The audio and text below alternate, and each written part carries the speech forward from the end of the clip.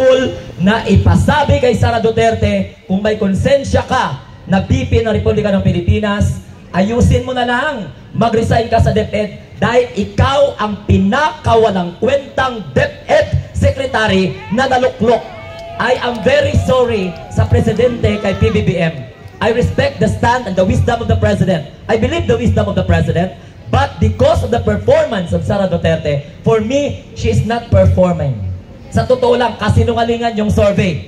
Unang-una, hindi po nagawa ni Sara Duterte ng solusyon ang kakulangan sa mga guro. Hindi nga marunong makiusap sa Kongreso.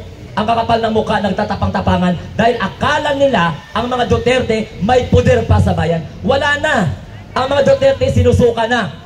Kaya po ako bilang munting tinig, hindi po ako nahiya, hindi po ako natakot. I am from Mindanao. Ang lugar ni Duterte, 5 hours lang papunta sa bahay kung saan ako nakatira. But this is nothing personal. This is for my daughter because I am a father. Pero hindi na ako ang gumawa.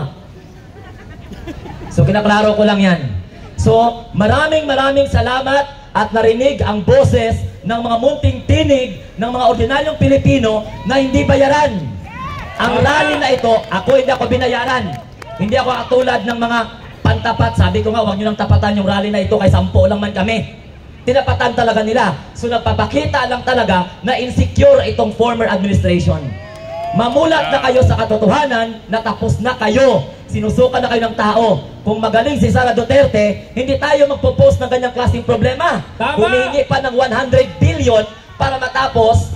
Sa tanang buhay ko, I am already 41 years old. First time ko lang narinig ng Department of Education Secretary sinabi sa publiko na kailangan ng 100 billion para masolve ang problema sa edukasyon. Hindi po pera ang kailangan, kundi ang sinseridad ng pagserbisyo sa Department of Education. Mag-resign ka na! Tama! No comment lang ang palaging ginagawa mo. So maraming salamat. Hindi ko na patatagalin. Thank you very much for giving me a chance and opportunity. And I really feel the presence of unity in the midst of diversity. Hindi namin kailangan ang unitem. Ang kailangan namin, unity.